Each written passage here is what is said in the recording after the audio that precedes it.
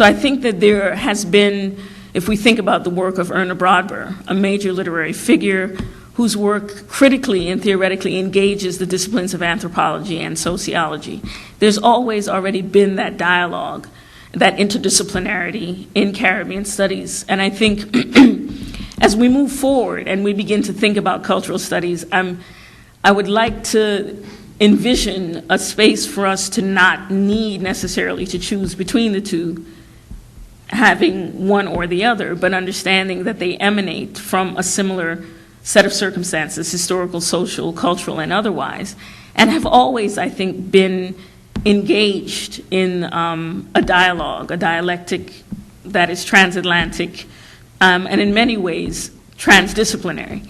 So I think that that's one of the things I'm looking forward to, and I think being here at the University of Miami has given me a kind of ideal circumstance because of the rich visual art archive that we have to work with the amount of visual artists that are here, with its proximity to the Caribbean region in terms of performance studies, but also in terms of the students that we have coming in that are encouraging us to push the envelope in terms of what we think about as PhD projects, even in literary studies, and are unabashedly saying that, we have to find a language that we can begin to mold and even deconstruct that allows us the freedom of movement intellectually, and the freedom of feeling, to borrow Lamming's term, in terms of how we begin to educate and even deepen our understanding of the relationship between literature and cultural modes of expression. So I would end there.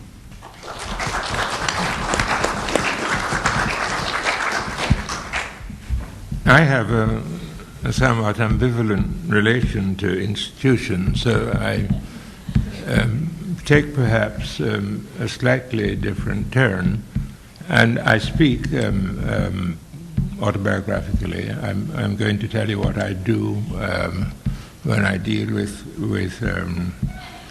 people who are trying to find out something about the Caribbean, whether it's within the context of a classroom or in a bar or wherever we may be.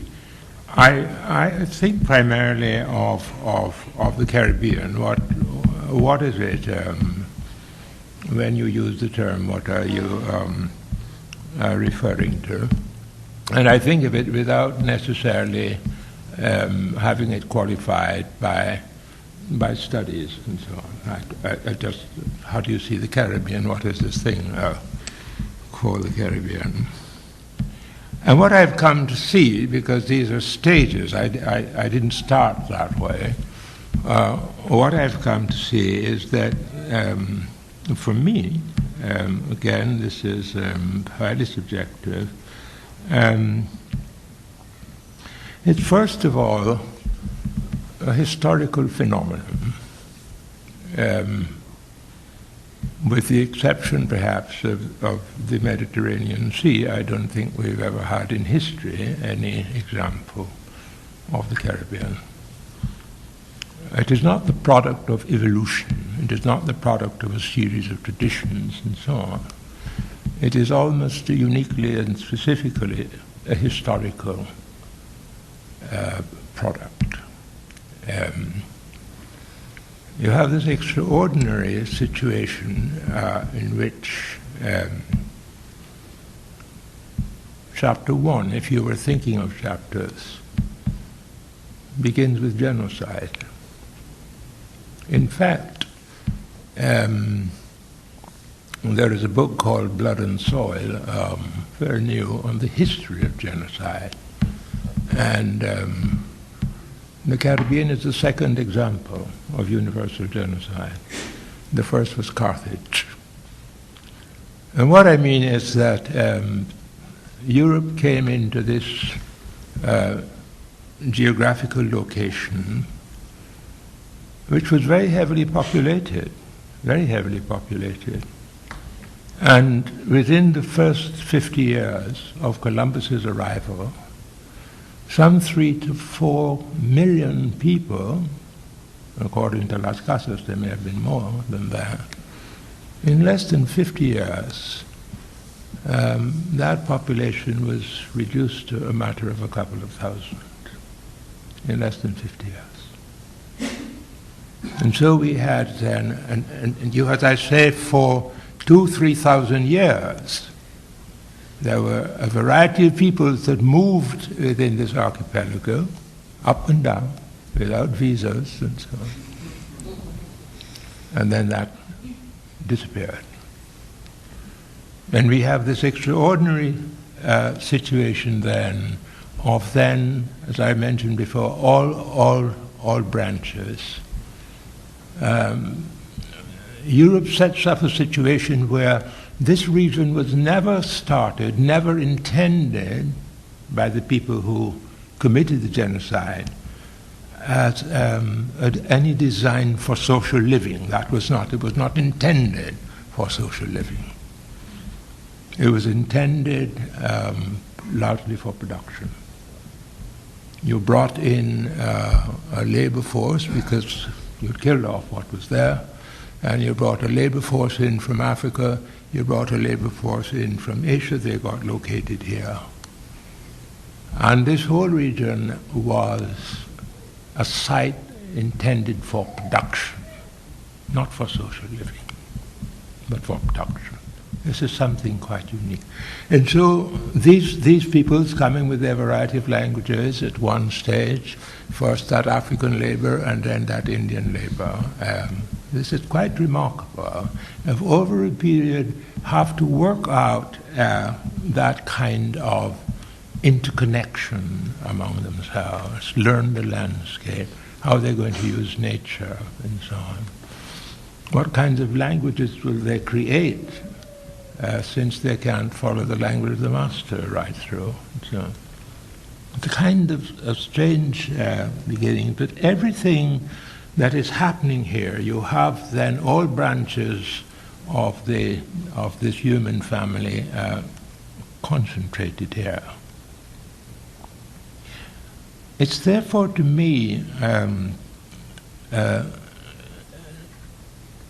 when you look at what you call the literature and the history and the anthropology and the sociology, all these to me are just tributaries and so on of the same stream, trying to work out what really happened here. And how I'm reading this is this archipelago, as it tries to battle for survival, but not only for survival, but for the transformation of what it's going to find. Finds forests, then turns them into places of making food and so on. That we have then a reflection, a battle of encounter and a battle of discourse that is a view, a particular insight, and a particular example of the meaning of a century. It seems to me the Caribbean I deal with, and I try to deal with in my books, is really a biography of the 20th century. And by which I mean what happened. We are at the center of, first of all, not to speak, if you look at Williams as production and so on, it's going to be within this area that the accumulated capital of the labor of this area makes possible the British Industrial Revolution.